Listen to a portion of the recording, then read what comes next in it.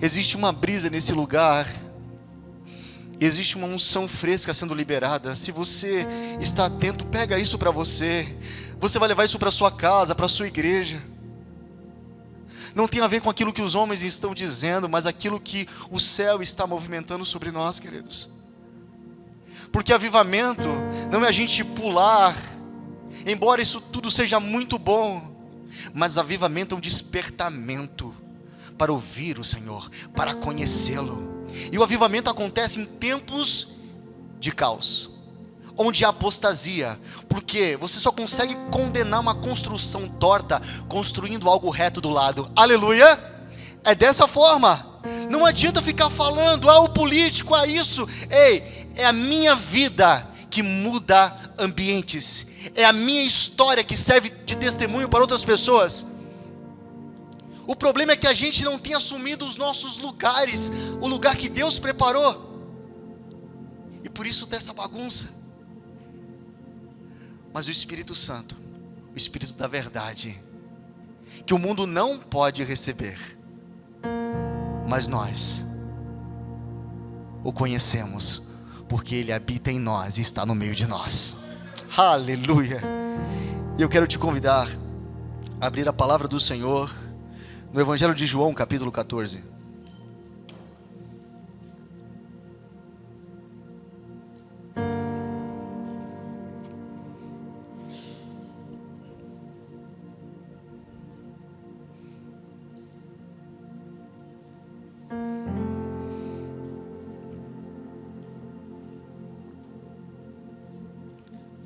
Evangelho de João, capítulo 14,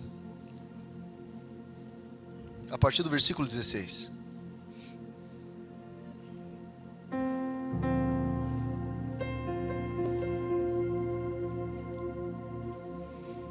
Todos acharam, amém?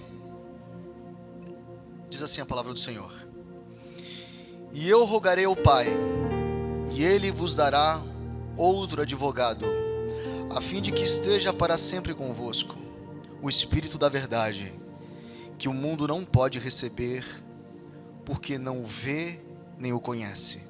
Vós o conheceis, porque ele vive convosco e estará dentro de vós. Não vos deixarei órfãos, voltarei para vós. Dentro de pouco tempo o mundo não me verá mais, entretanto vós me vereis, porque eu vivo e vós da mesma forma vivereis. E naquele dia entendereis que eu estou no meu Pai, e vós em mim, e eu em vós. Aquele que tem os meus mandamentos e obedece a eles, esse é o que me ama. E aquele que me ama, será amado por meu Pai. E eu também o amarei e me revelarei a ele. Então perguntou-lhe Judas, não Iscariotes: Senhor, mas por que te revelarás a nós e não ao mundo? Jesus respondeu-lhe: Se alguém me ama, obedecerá a minha palavra, e o meu Pai o amará, e nós viremos até ele e faremos nele nosso lar. Quem não me ama, não obedece às minhas palavras. E a palavra que vós estáis ouvindo não é minha, mas do Pai que me enviou. Aleluia. Senhor, nós reverenciamos a Tua majestade, declaramos que não há nada que nós queiramos mais do que Te ouvir. A quem tenho eu no céu além de Ti, Senhor? E não há na terra quem eu queira mais que a Ti. Encontre em nós nessa noite um lugar favorável para que a semente da Tua palavra possa crescer, germinar e produzir o efeito necessário. Que toda a honra e toda a glória seja dada ao Teu nome. Que nós possamos ser cheios e abastecidos pela Tua unção e pelo Teu poder. Assim eu oro em nome de Jesus. Amém. Amém. O reino do Espírito. Nós temos ouvido muitas mensagens sobre o reino de Deus, mas parece que é só uma mensagem da moda nesses dias. Reino para cá, reino para lá. Mas será que nós entendemos sobre o reino e vivemos o reino na terra? Será que não é só mais um bordão de crente? Será que nós entendemos os princípios do reino de Deus? Porque primeiro eu preciso entender para que depois eu possa manifestar. Porque se caso eu estiver falando de coisas que eu não entendo, eu só reproduzo a ignorância.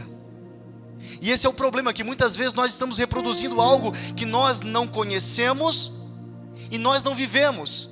Então, essa caixinha chamada religião, que o nome religião é o ato de um homem se religar a Deus por méritos próprios, acaba sendo uma realidade em nossos dias. Ei, Jesus não veio fundar uma religião, Ele veio fazer o Pai conhecido, amém? Isso tudo muda a nossa concepção. Porque quando eu fluo no ministério do Cristo, eu deixo a religião de lado e entro no mais profundo em Deus. É um mergulho, queridos, onde não tem mais volta. É um mergulho onde você pula e não pergunta qual é a profundidade. São as dimensões que o Senhor vai te dando ao passo que você se inteira do seu propósito, ao passo que você quer mais sobre Ele. Ei, a fome é saciada a partir daquilo que nós temos manifesto aqui. Se tem famintos aqui, eu tenho certeza que Deus vai saciar a sua fome. Se tem sedentos, eu tenho certeza que você não vai voltar para sua casa com sede. Não é como João capítulo 4, aquela mulher ia todos os dias a um poço, ela ia matar uma fome física, e ela estava com um cântaro vazio e também com uma vida vazia. Eu quero te dizer que quando Jesus a encontrou, porque não foi ela que encontrou Jesus, tudo mudou. Agora essa mulher não tem mais necessidade de nada, porque ela encontrou o homem da sua vida. Jesus, Ele quer estabelecer dentro de nós uma estrutura que não se move pelas circunstâncias. Eu acordei mal, então o meu dia, pastor, está todo atribulado. Ei, para tudo e dá ordem à tua alma, porque a alma, ela é toda cheia de dodói, mas o espírito é decidido. Ei, a alma precisa ser governada pelo espírito. A pessoa que é emocional, ela vive nesse nível almático. Agora, a pessoa que foi tocada e regenerada no espírito e dá vazão para que o Espírito Santo que habita no nosso espírito cause o testemunho interior dizendo: ei, você não pode ficar dessa maneira, não reclame disso, não murmure, você é filho de Deus. Existe um testemunho interior, querido, e esse testemunho é o que nos faz cada dia prevalecer e permanecer. E por que nós temos parado no meio do caminho?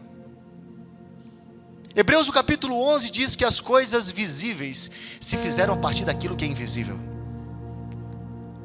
Pega isso no teu espírito. Tudo aquilo que nós vemos, a origem se deu no céu. Nós fomos criados no céu e formados na terra. Quando a gente ora, a gente declara: vem a nós o teu reino. Somos atraidores de algo que é a nossa origem, o reino de Deus. O Pai cria tudo no céu. Jesus, Ele vem redimir todas as coisas.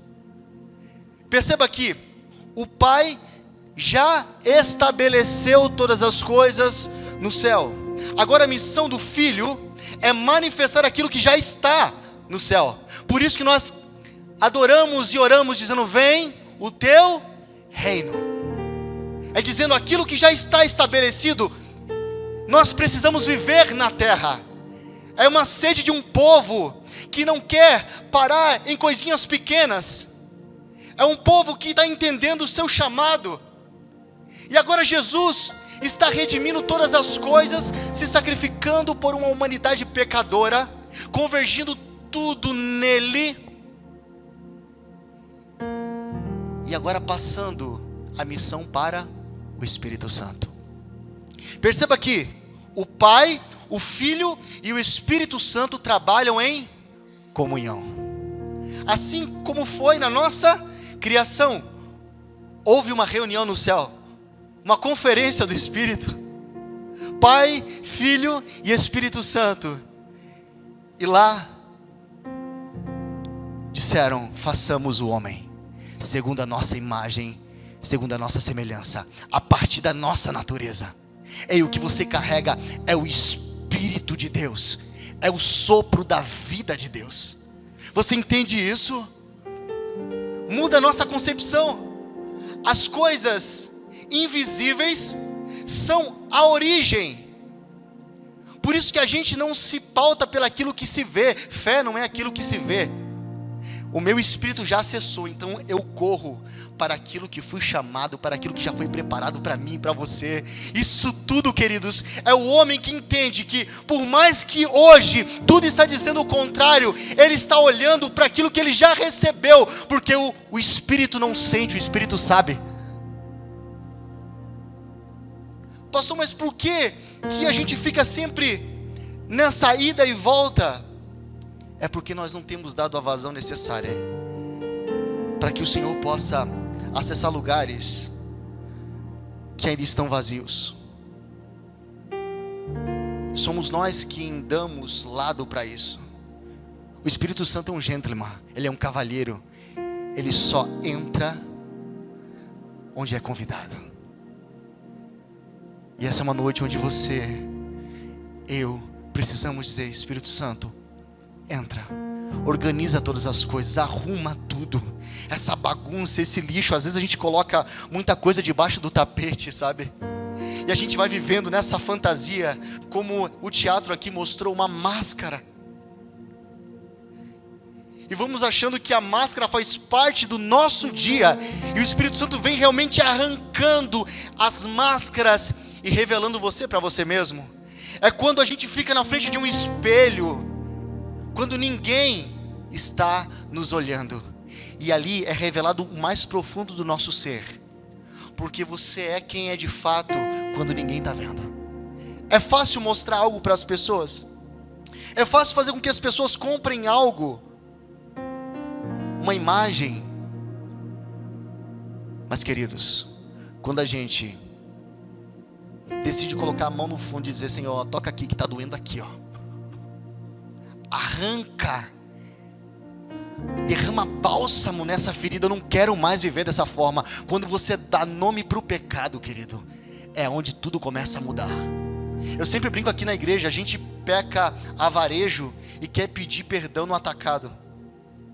A gente vai pecando, aí depois: Senhor, me perdoa por todos os meus pecados. Fala sério, né? Não. Assim como foi o teu pecado, assim deve ser o teu arrependimento. Assim como foi escandaloso o teu pecado, assim tem que ser o nível do teu arrependimento. Porque às vezes a gente está assim: Senhor, tu viu, tu sabe de todas as coisas, tu é onisciente. A gente terceiriza as coisas para Deus. O pecado foi escandaloso? Sim. Nos expôs, nos trouxe condenação. Agora que nós temos a cura para essa doença, o sangue de Jesus que nos purifica de todo o pecado, quando você vem ao altar, venha quebrantado, seja escandaloso, chore, grite, mas por favor saia desse lugar, desse ambiente de neutralidade, porque às vezes a gente acha: já está tudo certo, mas as coisas não mudam aqui dentro. Sabe por quê? Porque a gente não tem dado nome às coisas. A missão do Espírito Santo é completar a obra. Mas sabe, o Espírito Santo tem sido a pessoa da Trindade que nós damos menos valor. Nós entendemos sobre a graça de Jesus, amém? Sobre o amor de Deus. Mas quando a gente fala sobre a comunhão do Espírito Santo, parece só um complemento, parece algo distante. Ei, assim como Jesus também é Deus, o Espírito Santo é Deus. E a gente precisa reparar mais na obra e na pessoa do Espírito Santo. Sabe, queridos, reparar significa dar devida distinção. Porque o ministério dessa geração é o ministério do Espírito. Aqueles que são guiados pelo Espírito de Deus, esses são os filhos de Deus. Primeiro eu preciso saber o que é o reino de Deus.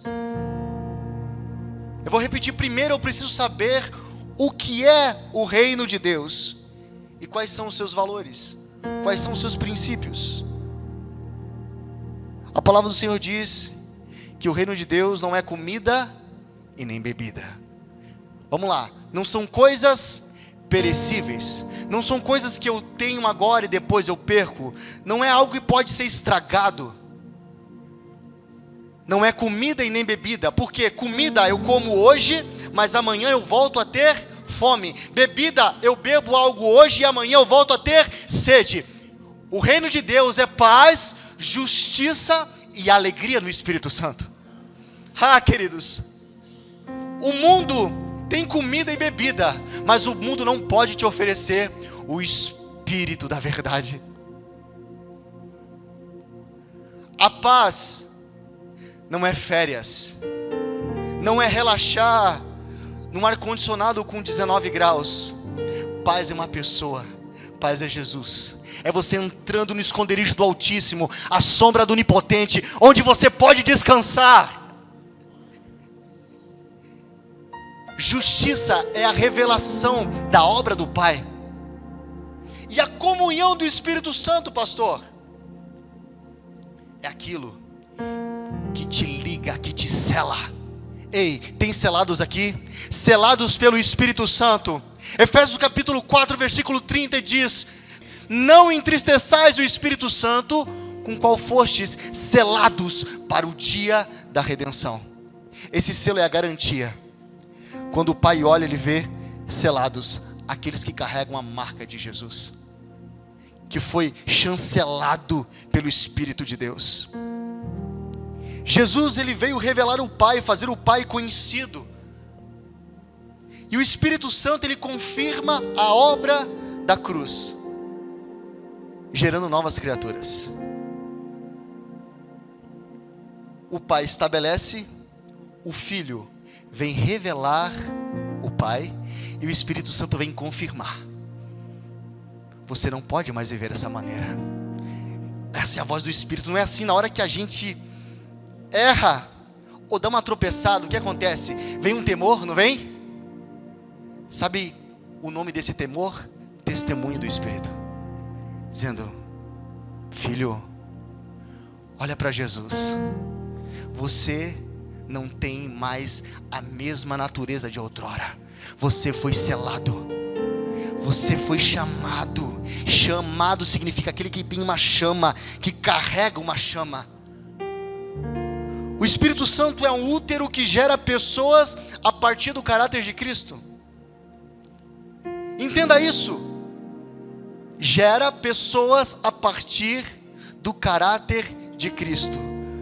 Nós estamos cada dia vivendo para atingir a estatura do varão perfeito. Quem é o varão perfeito? Jesus. Ele é o nosso alvo. Ele é o nosso irmão mais velho, o primogênito. Ele veio como unigênito do Pai, filho único, mas subiu como primogênito de muitos irmãos. Ei, ele veio estabelecer uma família, queridos. Ele veio dizer que eu e você temos o direito de sermos chamados de filhos de Deus. Oh, meu Deus do céu. O problema é que hoje nós temos preparado pessoas para ir para o céu e para ficar com medo do inferno. Será que é só isso? Será que a obra se reduz a isso? Pessoas com medinho do inferno e querendo ir para o céu. Jesus nunca disse que ia para o céu. Ele disse: eu vou para o Pai. Aí nós estamos vindo para a igreja, ouvindo uma palavra para manter o capiroto de lado e ficar nesse lugar onde eu estou comprando uma passagem para ir para algum lugar. Ei, nós não podemos tratar Jesus como meio, Ele é o destino. Ele não é um meio, não é uma passagem. Ah, pastor, ele é o caminho, então tá, vamos ver. Não esqueça que mesmo ele sendo o caminho, ele também é verdade e vida.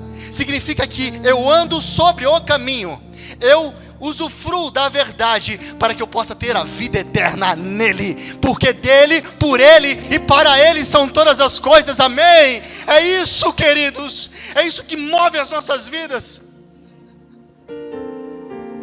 Mas o problema é que a gente está fazendo campanha todos os dias para ter aquilo que já é nosso por direito.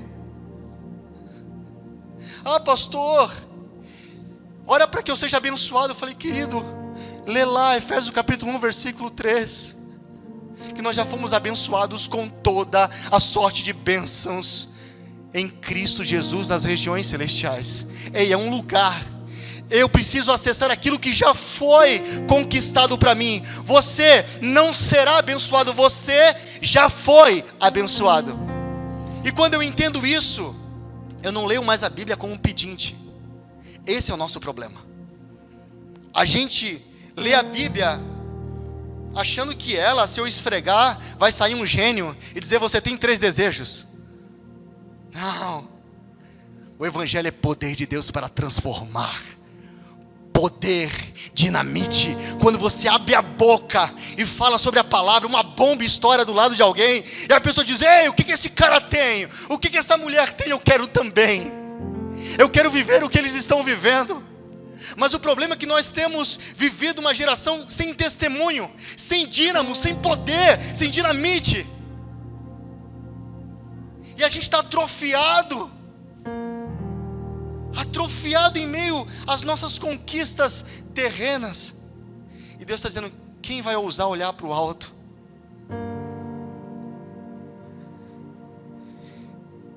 Quando na realidade, queridos, pessoas não vão para o céu e nem para o inferno. Quero que você me entenda bem. O céu é nossa origem. Nós voltamos para lá. Significa que assim como Jesus, que veio do Pai, ele cumpriu a sua missão, obedeceu até a morte de cruz. Então ele veio agora libertar o homem do cativeiro do pecado e da morte. E ele nos resgatou do império das trevas. Ele nos colocou em um lugar onde tem segurança, nos resgatou do império das trevas e nos transportou. Significa que agora nós temos uma mudança de cidadania e de casa. Pastor, como assim as pessoas não vão para o inferno? Todos que não têm a revelação de quem Deus é, já estão nesse lugar. Sabe por quê? Uma coisa é inferno, outra coisa é o lago de fogo, aquele lá do Apocalipse, que está preparado para Satanás, os seus demônios e aqueles que negligenciaram, aqueles que abandonaram a fé. Significa que o céu é para onde eu volto. Eu fui criado lá, Ele nos elegeu nele, antes da fundação do mundo, para sermos santos e irrepreensíveis em amor, amém? Então, queridos, vamos parar de fazer campanha, ou dizer, vem aqui, porque se você ouvir algo, a sua vida vai mudar. É muito mais do que isso, é muito mais do que movimentos humanos, são moveres de Deus. O problema é que nesse lugar onde não há revelação, é um lugar de escuridão. E esse lugar, Jesus deu à igreja. A palavra do Senhor diz que as portas do inferno não prevalecerão contra a igreja. Sabe qual que é o lugar da igreja? Nas portas do inferno. Não é dentro de estruturas confortáveis, ainda que nós precisamos. Não é cantando as nossas canções, que muitas vezes diz mais respeito àquilo que nós sentimos do que ao Senhor. Não é somente pregando dentro de uma estrutura. O lugar da igreja é as portas do inferno. é acessando pessoas que não têm a revelação de Deus ainda por falta da palavra. A igreja foi chamada para iluminar, para declarar o ano aceitável do Senhor. E sabe por que as portas do inferno não prevalecem? Imagina essas portas como aquelas porteiras de faroeste. Significa que sempre tem um crente entrando, resgatando alguém e saindo. Entrando, resgatando alguém e saindo. Por isso que as portas do inferno não prevalecem contra a igreja. Nós recebemos poder de acessar lugares de escuridão e iluminar corações. Iluminar corações a partir da palavra de Deus. A salvação não vem porque você ora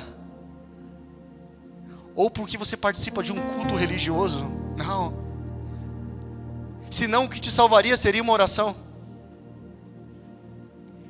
E daí não seria graça, seria teu mérito, porque você orou, então aconteceu. Mas a palavra do Senhor diz que nós fomos salvos pela graça por meio da fé. E isto não vem de vós, é dom de Deus. Não tem nada a ver conosco, é apesar de nós. É como no caso de Nicodemos. Nicodemos vai ter com Jesus à noite, quando ninguém está vendo. Nicodemos era um mestre da lei. Era o bambambam da sinagoga. E a palavra do Senhor diz que ele começa a filosofar. Eu sei que tu és mestre, porque ninguém poderia fazer o que tu fazes se não viesse da parte de Deus. Sabe aquelas histórias quando você conversa com um teólogo ou com alguém que conhece muito e começa a cortar, a fazer aquela fatia por fora? Jesus vai no meio e diz: Nicodemos, vamos encurtar a história. É preciso nascer de novo.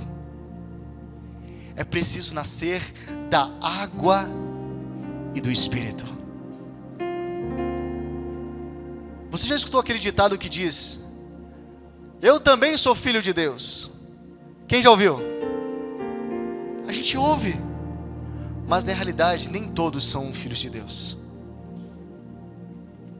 A palavra do Senhor diz em João capítulo 1, versículo 12: todos quantos o receberam foram dado o direito de se tornarem filhos de Deus. Perceba que não são todos. Significa que o ato de se tornar filho não aconteceu no ato de você entrar nesse mundo natural, porque no mundo natural te faz filho de homens. Pega isso no teu espírito. O ato de estar nesse mundo foi uma reprodução humana que te faz filho de homens. E às vezes a gente ora como: Senhor, abençoa os meus filhos, salva os meus filhos, e está tudo certo. Mas tem algo, um upgrade, algo além.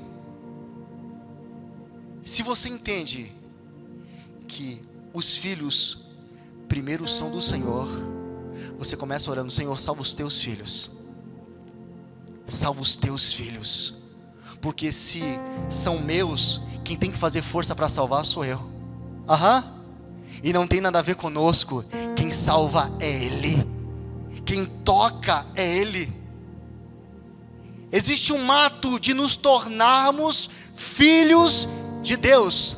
Todo aquele que recebe a Jesus, que confessa a Ele, todos aqueles que recebem para si agora esse selo, começam a viver uma nova história. E agora o espírito de adoção foi revelado. O espírito de adoção, porque nós fomos gerados no Espírito de Deus. Porque antes éramos só filhos de homens. E o que o mundo tem? Filhos de homens. Mas o que é preciso fazer para se tornar um filho de Deus? Receber o Filho unigênito do Pai. E quando você recebe Jesus, você também recebe a vida de Deus, o Espírito Santo. E sabe qual que é a obra do Espírito Santo? Te tornar cada dia a cara de Jesus, mais parecido com Ele. É você praticar através de um fruto chamado fruto do Espírito, a vontade do Senhor e não mais a sua vontade. É um tempo de renúncia. Queridos, quando você recebe a Jesus, imediatamente o Espírito Santo vem habitar no teu espírito e começa um processo chamado de santificação. A regeneração aconteceu. Então esse foi um único ato. O teu espírito então pode ser casa do Senhor. E a partir desse momento então ele começa uma obra manifestando um fruto chamado fruto do Espírito. Você que era nervosão, você que só fofocava de segunda a segunda, e de repente algo aconteceu com você, você recebeu a Cristo, e você percebe que, peraí, algo mudou. Eu não fofoco mais de segunda a segunda, é só de segunda a quarta. Tem algo acontecendo na minha vida. Agora quando buzinam para mim, eu fecho o vidro, nem que eu fique vermelho, mas eu começo a dizer: Senhor, me dá a estrutura. Significa que algo começou a acontecer. É a manifestação do fruto do Espírito Santo. É Ele te tornando cada dia mais parecido com Jesus. É por isso que nós precisamos deixar com que o Espírito Santo complete a obra. Sabe, queridos, se você dormir num galinheiro, você não vai sair de lá cacarejando. Ei, preste atenção. Eu estou falando sobre mudança de natureza. Se você dormir no galinheiro, você vai sair de lá cacarejando? Não, você não vai sair uma galinha. Se você dormir numa garagem, você vai sair como um carro? Não vai. Por quê? São naturezas diferentes. Agora, quando você tem a tua natureza transformada pelo Espírito, então você pode desenvolver o caráter do Cristo. Aí sim, aí tudo muda, porque o reino de Deus só reconhece aqueles que nasceram do Espírito. Por isso Jesus disse a Nicodemos: se não nascer de novo, não pode entrar no reino de Deus. Tem que nascer de novo. Jesus, como que eu vou voltar a entrar no ventre da minha mãe e nascer novamente? Ei, eu não estou falando com um cara incauto, um cara que é ignorante. Ele estava falando com o mestre, e ele não entendia das coisas do Espírito, porque o homem carnal não discerne as coisas do Espírito. Aqueles que estão dormindo no galinheiro, eles não vão discernir sobre aquilo que está acontecendo, porque a natureza não foi transformada. Eu só consigo acessar os valores do reino, eu só consigo entrar se algo acontecer dentro de mim, se o Espírito Santo me selou. Então eu consigo olhar e ver que tem um ambiente em Deus preparado para a igreja, onde você e eu podemos desfrutar. Aleluia! João capítulo 14, versículo 17, que nós lemos: a saber, o Espírito da verdade, o qual o mundo não pode receber, porque não o vê, nem o conhece. Ponto e vírgula. Mas vós o conheceis, porque Ele habita convosco e estará em vós. Oh meu Deus do céu, pega essa riqueza, querido. Eu vejo dois grupos: o mundo e a igreja. O Espírito da verdade, o qual o mundo não pode receber, porque não o conhece, não vê, não tem relacionamento. Agora tem um outro grupo chamado igreja: mas vós conheceis, porque Ele habita convosco e estará no meio de vós. E hoje nós somos alvo disso. Essa promessa se cumpriu. Ele está em nós, habitando em nós. O Espírito Santo não foi dado ao mundo, foi dado à igreja. É exclusivo da igreja. Significa que, sendo o Espírito Santo também Deus, Ele é onipresente, está em todos os lugares, certo? Amém? Mas Ele não se manifesta em todos os lugares. Tem uma grande diferença. Uma coisa é estar, outra coisa é se manifestar. E sabe quando Ele se manifesta? Quando tem um povo clamando, sedento por Ele. Quando tem fome, quando tem sede. Queridos, então Ele vem e começa a se manifestar. E começa como brisa. E começa tocando como está tocando você agora. movendo você por dentro, sabe? Esse fogo que você está sentindo agora, sabe? Esse teu espírito borbulhando, é o testemunho interior dizendo: ei, filhinho, você pode dizer Abba Pai, você pode dizer Paizinho querido. Deixa a obra ser concluída, não resista. O problema é que a gente tem parado muitas coisas, a gente tem vivido essa vida de crente raimundo e achamos bonito, é um pé na igreja, um pé no mundo, é um pouco glória a Deus e um pouco um monte de outras coisas, mas o Espírito é santo, ele não compartilha no meio de um ambiente profano, então ele não vai se manifestar, ele se manifesta onde tem um povo santo, querendo mais dele, querendo mais sobre ele.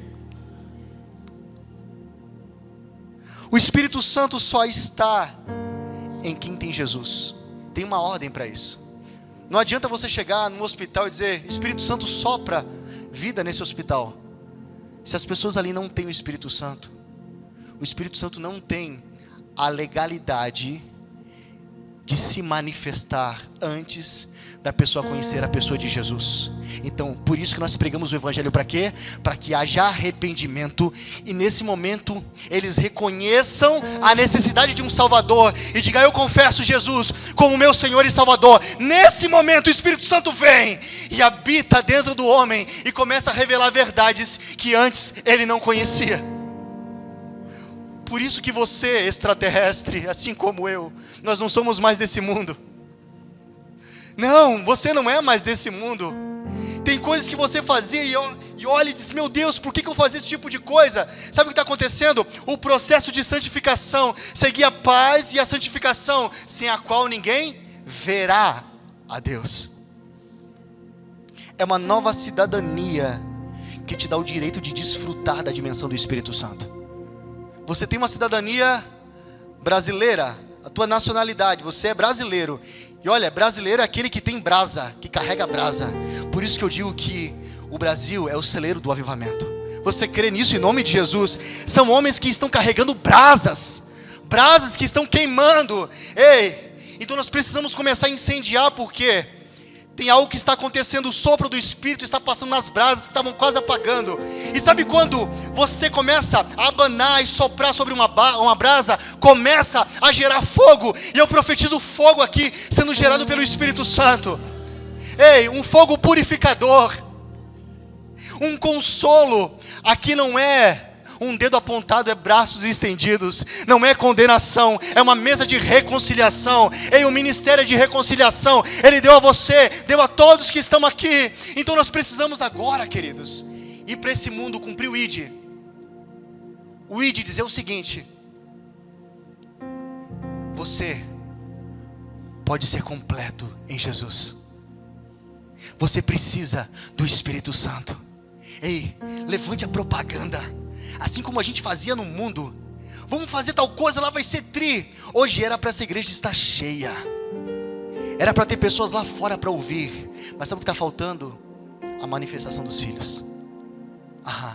Não tem a ver com colocar na TV um anúncio. Não tem a ver com ficar com um carro de som passando para cima e para baixo. Porque isso aqui não é um circo, isso aqui não é um picadeiro. Isso aqui é altar do Senhor, amém? O pastor não é palhaço. E por isso nós estamos aqui liberando uma palavra. Pega quem quer. Porque quando você sabe da sua necessidade, ei, quando você sabe onde caiu e como caiu, você entende o que foi necessário para te levantar. Você sabe o que foi necessário para te levantar. Romanos, o capítulo 8, versículo 14 diz: os que são guiados pelo Espírito de Deus, esses são os filhos de Deus. Então você conhece um filho de Deus porque ele se parece com o Pai. E a missão do Espírito Santo é te pegar pela mão. Oh meu Deus. A missão do Espírito Santo é te conduzir enquanto você está pequenininho, nasceu agora, nasceu de novo. Sabe o que o Espírito Santo faz? Te toma com cuidado pela mão e vai te conduzindo, e vai te consolando no caminho, e vai apontando para Jesus. E coisas que você tropeça e erra, o Espírito Santo aponta para Jesus e diz: não é essa a prática do teu Senhor. Ele vos fará saber de todas as coisas que eu vos tenho transmitido, diz o Senhor.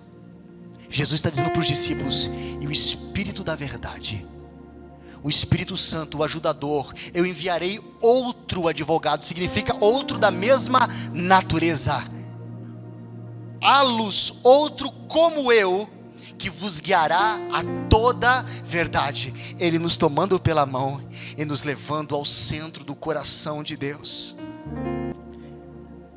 Hebreus capítulo 6, o versículo 7 e 8 diz assim: porque a terra que absorve a chuva, que cai de tempo em tempo, produz uma colheita proveitosa. No entanto, a terra que não absorve a chuva, produz espinho e abrolho, e serve para ser queimada.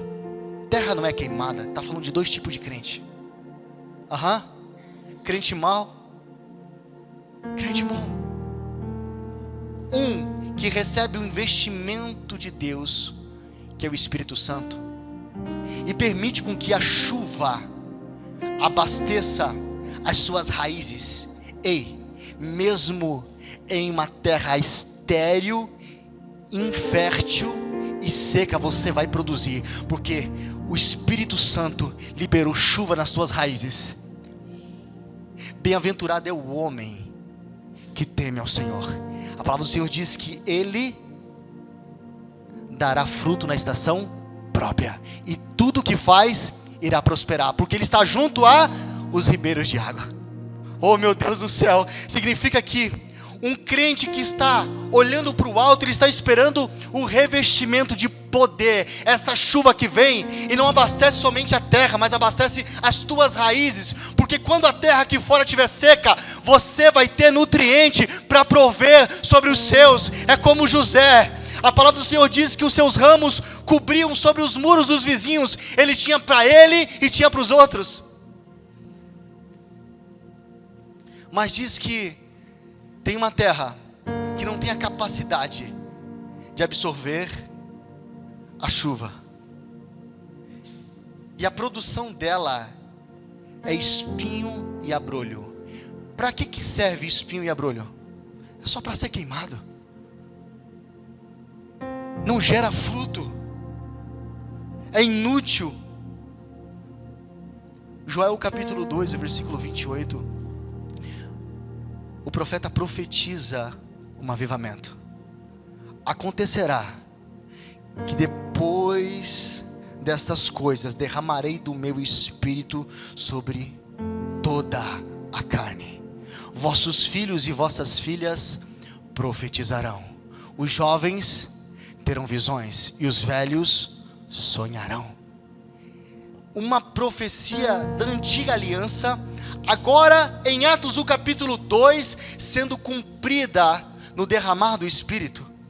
No dia de Pentecoste agora, eles estão provando de algo que nunca provaram, aquilo dito pelo profeta Joel.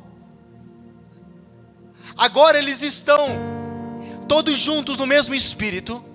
Pega isso em oração, buscando aquilo que o Senhor disse: receberei poder quando o Espírito Santo descer sobre vós, e sereis minhas testemunhas em Jerusalém, Judeia, Samaria, até os confins da terra. Eles estavam nessa promessa, esperando, aguardando. Tem um povo aqui que está esperando por mais, por esse derramar. Aleluia, tem? Sim. Então fica nessa expectativa. E agora, no momento, em uma mensagem de Pedro, milhares de pessoas se convertem e começa a igreja. Mas tem uns crentes ruins, os judeus, que começam a apontar e dizer: o que é isso? Que circo é esse? Eles estão bêbados. Quem não sabe o fluir do Espírito fala qualquer coisa, porque o Espírito não traz um movimento, traz um mover. Aleluia. E Pedro toma a palavra e diz: vocês não sabem o que estão dizendo. Nós estamos vivendo aquilo que foi profetizado pelo profeta Joel.